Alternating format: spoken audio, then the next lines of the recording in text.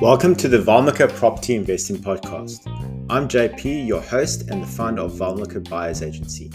With my background in investment banking, I'm here to share Wall Street tips and secrets for building a top 4% property portfolio. Let's dive into the world of property investment together.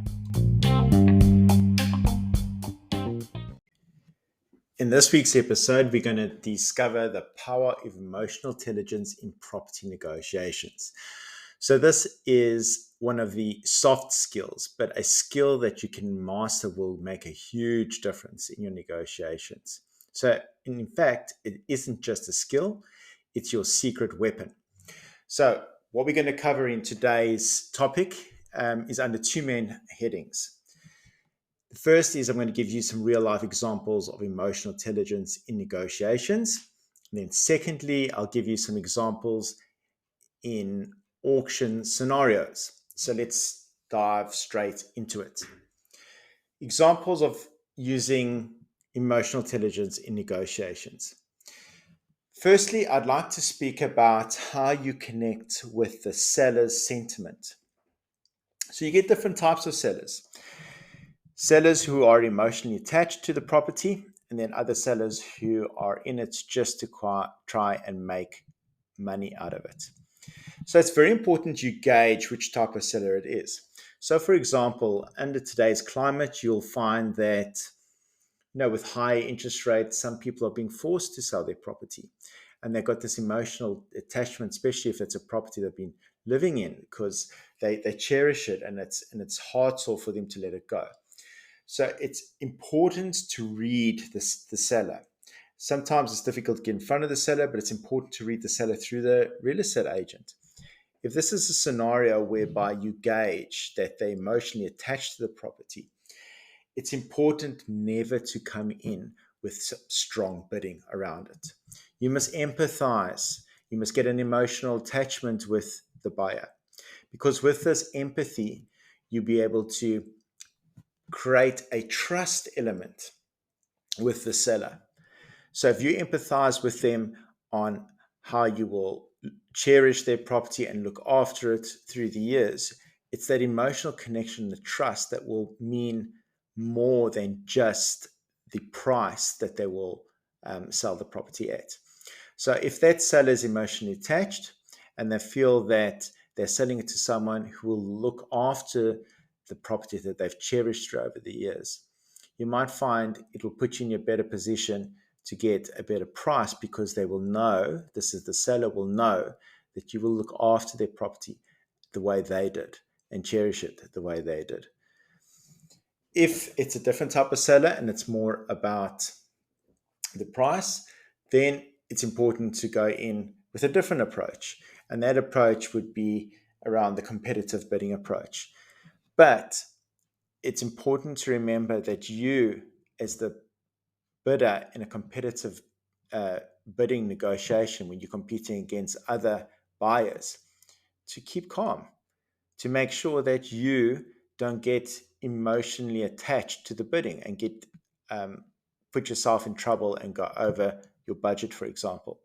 So in that scenario, you stay calm, stick to the facts of where the property is valued at. If you don't know where the property is valued at properly, make sure you do your due diligence beforehand, or engage in a professional such as a buyer's agent to give you that confidence around the price of the property. And obviously, keep calm in the bidding process. Secondly, I want to talk about the emotional intelligence around auctions. It's really important to read auction dynamics. And I'll give you some examples. So many people think they're going to an auction, you try and start your bid below the guide price of a property, for example. And I can explain to why this can in some instance not be a good approach. Let's talk about when it's not a good approach. If there are multiple bidders in the room, and the way to find that out is you always ask how many people have signed up to bid at the auction through the real estate agents to give you a better sense of how much competition there is. If there are many bidders, if you start in at a guide that, or a bidding price that is below the guide, you give those other bidders around you the confidence that, oh, great, this is starting low, so I can join in as well. And it warms them up. And as they get warmed up and they all start bidding, the emotions run away with them as well. And they get emotionally committed to bidding in the auction. So you, as the person wanting that property, you want the least competition that you can. So if you get a good sense that there are many bidders in the room and there's a lot of competition, sometimes it's better to take the control away from the real estate agent and the auctioneer. So you go in at a level that is close to your maximum. So you squeeze out the competition. And this makes a lot of sense in markets where it's a strong market, where there's a lot of demand for property. So you go in with a very strong bid. And then it puts a lot of those people off, and they never start going and they never warm up to it. And then you just sit at that level until someone comes in, and then you stick to the maximum you can go at.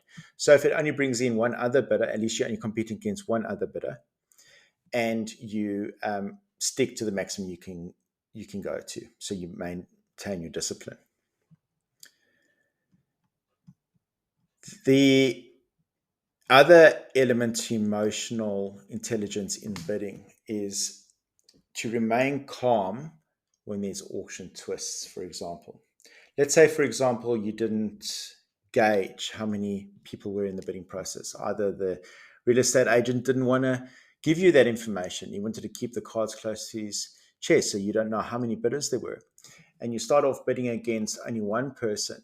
And then all of a sudden, when you're reaching almost the upper limit of where you can bid at, a third person comes in. It's important to remain calm. Stick to your plan, stick to where your budget is, and don't go over it. Also, it's important to read the room. Look at non-verbal cues. So if you're watching the room bid, look at their body language. See how uncomfortable the other bidders are.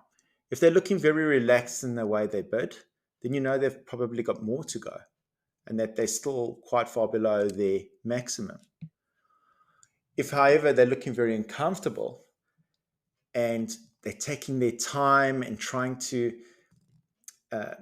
slow things down and keep it low, then you know that they don't have much more to go. So in those scenarios, if you are not close to your upper limit, it might be worthwhile showing a bid in a higher increment that has been going, just to try and scare off and squeeze those people out of the auction.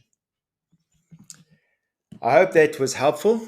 Emotional intelligence is a great skill to acquire. And once you acquire it, it is something that can really help you in your negotiation process, and not only with property, in all works of life.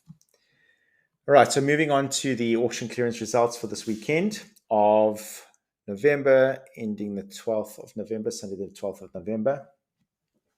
New South Wales, still a strong clearance. It just shows you that there is not a lot of stock in the market at the moment in New South Wales in general. So almost a 69% clearance rate, with Sydney clearing at 70%, which is strong going.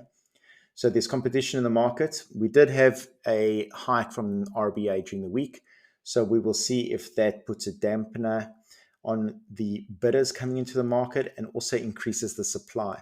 So you might find that those people holding on to especially investment properties, you might find that they'll be forced to put those on the market with rates going up again. And there is a possibility, with inflation remaining sticky as it is now, that there might be one more in the cycle. So it's worthwhile to keep that in mind.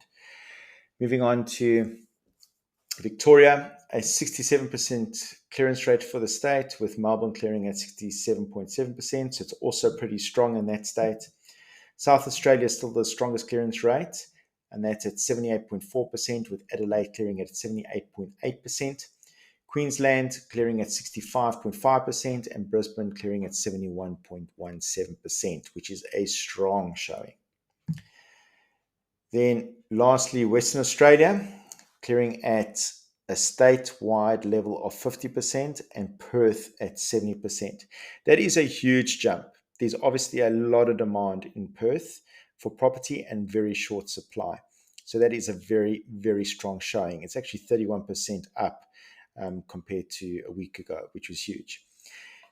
Always keep in mind that the auction clearance results in Western Australia can be a little bit misleading when compared to the other states, as majority of their sales do happen on private treaty and do not go to auction. So keep that in mind. I hope you enjoyed this episode, and we look forward to seeing you in the next one.